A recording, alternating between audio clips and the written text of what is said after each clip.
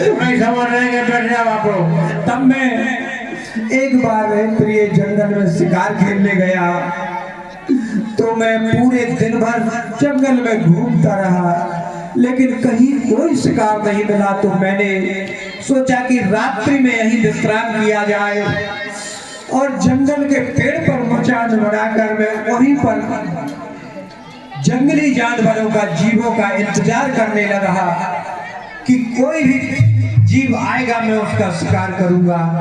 तो हे प्रिय, मैं रात्रि के समय मचान पर बैठा और सरयू नदी के किनारे इंतजार कर रहा था। तो मुझे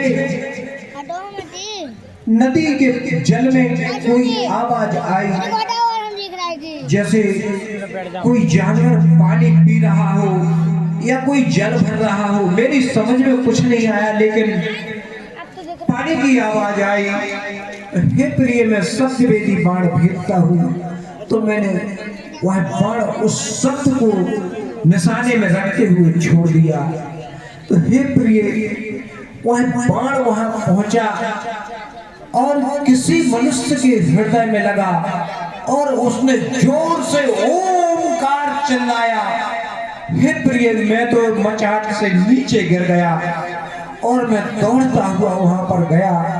तो मैं देखता हूं कि एक नवयुवक मेरे बाण से पिटा हुआ तड़प रहा है, और मैंने उसको संभाला। मैंने अपना परिचय दिया कि भैया मैं राजा दशरथ, युवराज दशरथ हूँ, अयोध्या का युवराज हूँ। उसने अपना परिचय दिया कि हे महाराज, मैं अपने अंधे माता पिता को तीरथ कराता हुआ यहाँ पर आ पहुँचा, और यहाँ रात्रि हो गई, मैं यहीं विश्राम कर रहा हूँ, और मेरे माता पिता को प्यास लगी थी, इसलिए मैं यहाँ जल भरने आया था। लेकिन आपके तीर का निशाना बन गया है महाराज। अब मेरे माता पिता को पानी कौन पिलाएगा? तो मैंने कहा भैया पानी तो मैं पिला दूंगा, लेकिन तुम्हारा क्या करूं?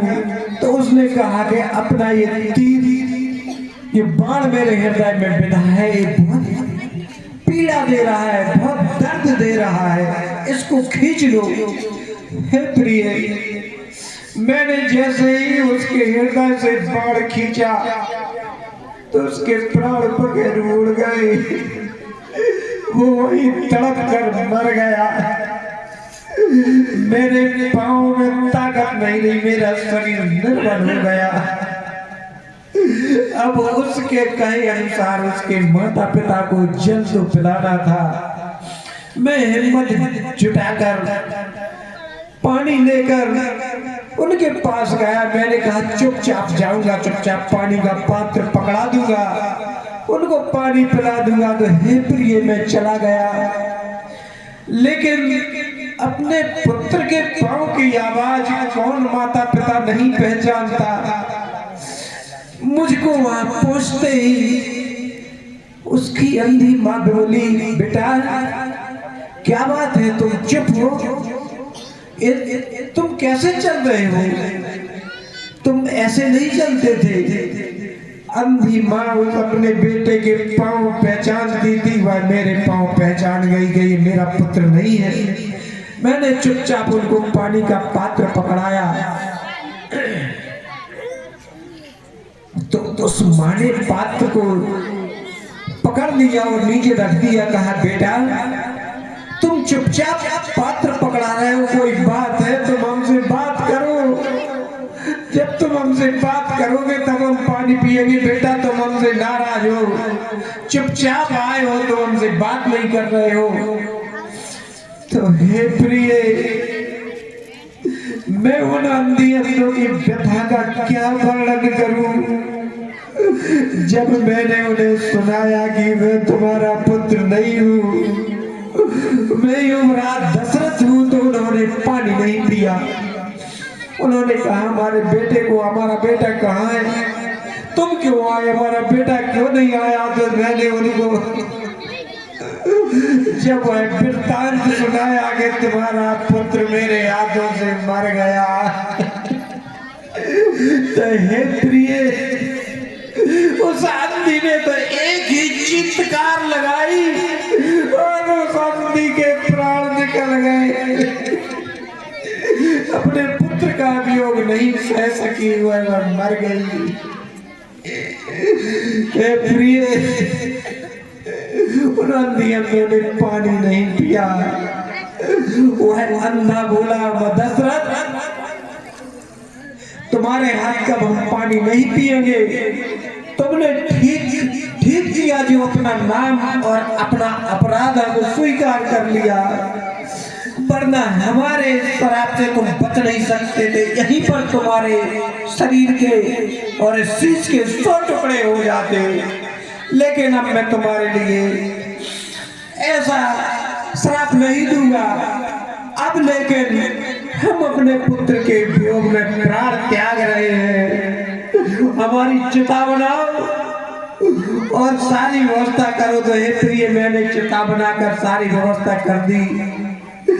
वह अंधा अपनी अंधी को गोद में लिटाए और मुझे श्राप देने लगा कि हे दशरथ, जिस प्रकार मैं अपने पुत्र के वियोग में आज प्राण त्याग रहा हूँ, तू भी इसी प्रकार अपने पुत्रों के वियोग में प्राण त्यागेगा।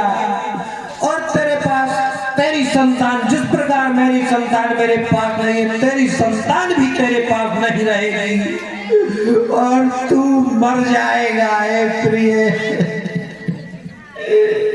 मेरे 4 पुत्र, 2 पुत्र वन में चले गए, 2 ननिहाल में। प्रिया सरवर की कथा थे, अब मोर रहो नबीर, पुत्र बिना दे नहीं दिए नंदन ते रणवीर। हे प्रिय,